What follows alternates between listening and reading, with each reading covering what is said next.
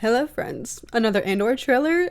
This is a surprise. I was unaware that the previous trailer was not the official trailer, but this one is allegedly the official trailer. Yeah, I wasn't expecting this, but the first trailer that they released, not that I didn't enjoy it, but it just certainly wasn't what I was expecting, especially going back and rewatching the season 1 Andor trailer, which is extremely intense, dramatic, like it very much alludes to the fact that it's a darker, grittier story. The season 2, the first trailer, which had a more contemporary, it had like a fun vibe. It just kind of took me out a little bit, took me by surprise, but also just took me out. And that's just personal preference. I'm not a huge fan of contemporary songs with lyrics, nonetheless. In Star Wars, I think there's a time, actually, I don't think there's a time and place, but that's just personal preference. I understand that the song they chose, like, it had a different vibe. It just wasn't what I was expecting, which for season 2, I was braced for tragedy, like drama. I'm hoping that that's where this trailer gets to, the meat and potatoes of it. Like at the end of the day, it is going to be freaking intense. For example, the featurette that they released on Disney Plus, I thought did a much better job of getting me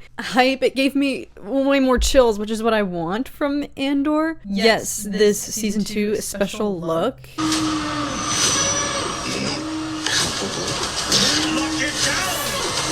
Like, I have chills, like this was way more the speed that I was originally envisioning. Give me that Andor score, like the music in this show is so phenomenal on its own, but we will see. I don't know, if you're gonna have 2 trailers, I think you can shake them up and certainly have different vibes for each one, so we'll see if this one has a darker, more intense vibe. But without further ado, let's check it out. I came with you to be part of something.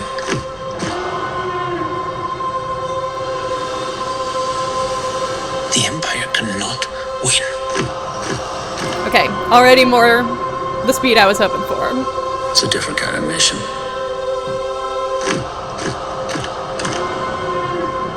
If it goes up in flames, it will burn very brightly. But if I'm giving up everything, I want to win. We have to. We must stand together. We will be crushed. Resistance is absurd. It's a weapon. They're building a weapon. The monster will come for us all. Revolution is not for the saying. You're right here, and you're ready to fight. There's a future here for those who dare. This is more like it, y'all! Welcome to the rebellion.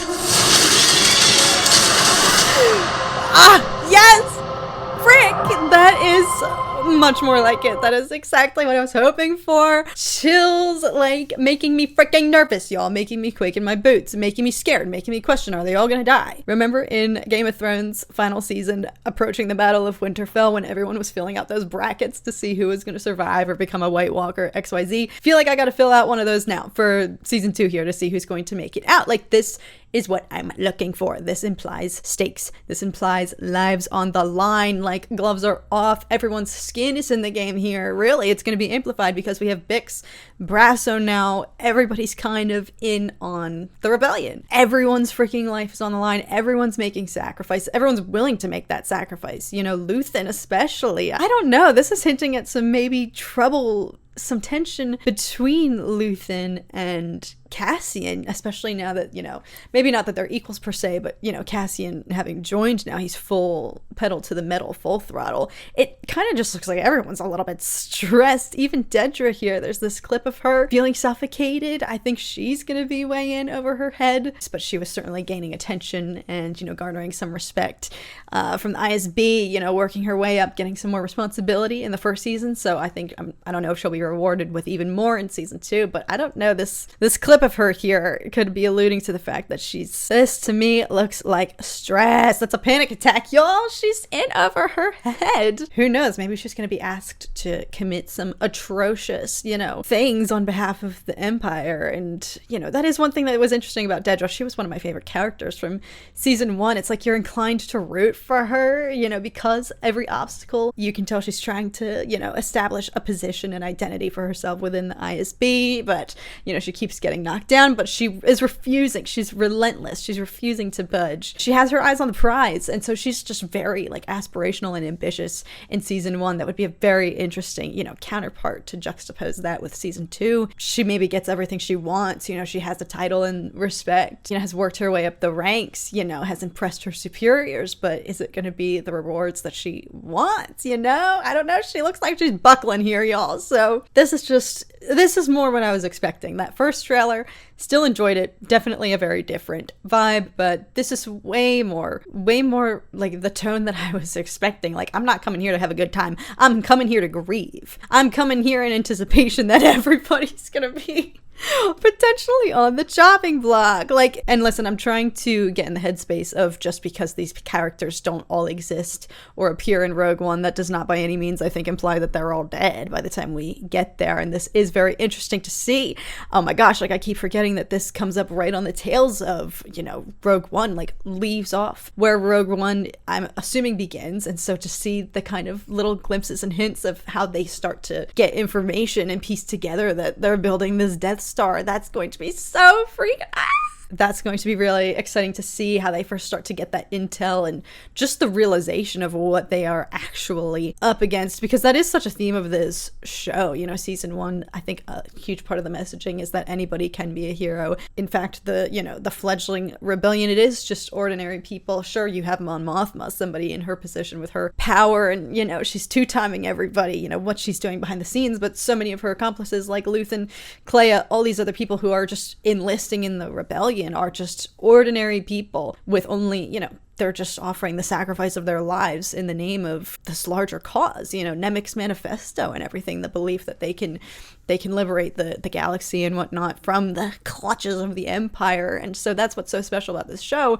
It is so many just normal people, but they painted the ISB, the Empire, also just filled of working people like Cyril, who has these huge intentions similarly to Dedra and whatnot, also people trying to prove themselves, make a difference that they think is in the name of a higher power, a higher cause. But it's terrifying. I mean, season 1 really established the enemy that they are up against. And so even though our numbers are growing, and I think we're going to see more strength in the rebellion right now, we're going to see the same, mirrored, reciprocated energy from the Empire. Both sides, there's no more of this kind of dancing around that, the rebels were doing in season 1, trying to make these small maneuvers and make the smallest, difference, and leading up to things like Aldhani, for example. I think we're going to see Aldhani times 10 in this second season. Aldhani is probably going to look like preschool compared to what the rebellion has up their sleeves now. But to see, with every effort they make, with every step, it's 2 steps forward, 1 step back, because the Empire is also just freaking the ISB. They got Palpatine friggin' breathing down their neck, and he's not going to friggin' tolerate any of this. And if anything, the uprising on Ferrix and whatnot, I'm sure there's going to be retaliation for that. But that was a travesty. That was an embarrassment. All heck broke loose for, the ISB totally lost control of that situation. And so the more pressure they're under, just the more I think, gruesome and just evil they're going to get. So yes, this is way more the speed I was hoping for season 2. Of course, seeing Krennic, him especially, it's the villains in this show that make them so compelling because they are well-rounded. You see all of their vulnerable aspects. Cyril tries to put on this facade, but you can see that he's kind of just this sad, pathetic, he has these huge ambitions and is kind of unintentionally self-sabotaging on the way there. He gets a little ahead of himself. herself. Dedra here, I think, you know, she's similarly vulnerable. They're kind of mirrors of each other because she's in the same position of wanting to prove herself, rise up the ranks. Everyone's power hungry, and so that makes them, you know, vulnerable, I think, you know, the villains of this show. So to see Krennic come in, who we already know where he's coming from, equally ambitious, equally trying to impress Palpatine or Lord Vader, the more ambitious they are, you know, the more willing they are to commit atrocities, I think, in the name of getting that promotion, getting Palpatine's attention. I'm especially excited to see Krennic, of course, but I don't think this show even needed. This show doesn't need cameos or anything to keep it afloat. The entire cast. This show got me hooked on all of them, all of their skin in the game. The stakes elevated it so successfully, and I came in, you know, it was an entire cast of strangers. It by no means, I think, needs these cameos to have any standout moments, because the standout